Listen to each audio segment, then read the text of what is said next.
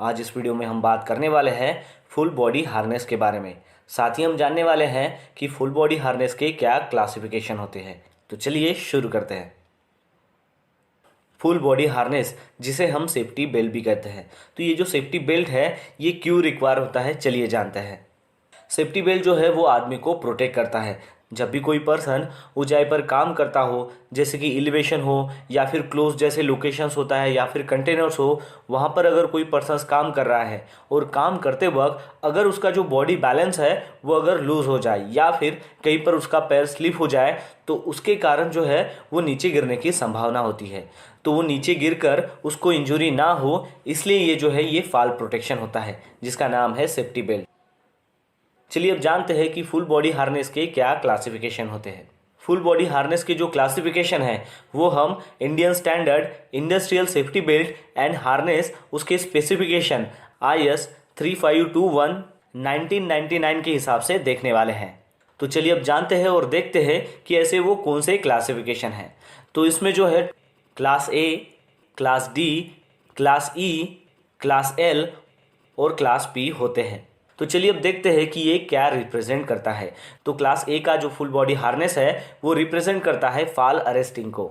उसका मतलब ये होता है कि इस क्लास का जो सेफ्टी बेल्ट है इसको इस तरीके से डिज़ाइन किया गया है ताकि जब भी कोई पर्सन ऊंचाई से गिरने वाला हो या फिर गिर रहा हो तो उस दौरान उसको ये जो बेल्ट है वहीं पर ही अरेस्ट कर लेता है और उसके बॉडी को सपोर्ट करता है। क्लास A हार्नेस में एक डी रिंग होती है जो दोनों शोल्डर स्ट्रैप के बैक साइड पर होती है और इस क्लास A सेफ्टी बेल्ट की जो प्रोविज़न है वो प्रोवाइड की गई है IS 3521 1999 के तहत, जिसको अप्रूव किया है ब्यूरो ऑफ इंडियन स्टैंडर्ड ने। फिर उसके बाद जो है क्लास D वो रिप्रेजेंट करता है कंट्रोल डिसेंट को, यानी कि ऊंचाई से जब भी आप नीचे आते हो तो उस दौरान ये जो फुल बॉडी हार्नेस है वो उसको कंट्रोल करता है। क्लास D हार्नेस में फ्रंट या फिर साइड माउंटेड डी रिंग होता है और इसकी भी जो प्रोविज़न है वो प्रोवाइड की गई है फॉल अरेस्ट करने के लिए, वो भी IS 3521 1999 की तहत से, और ये भी जो है वो ब्यूरो ऑफ इंडियन स्टैंडर्ड से अप्रूव है। फिर उसके बाद है क्लास E, वो रिप्रेजेंट करता है वर्टिकल एंट्री और एग्जिट को, जिसे हम कन्फाइंड स्पेस की एंट्री या फिर एग्जिट कह सकते हैं।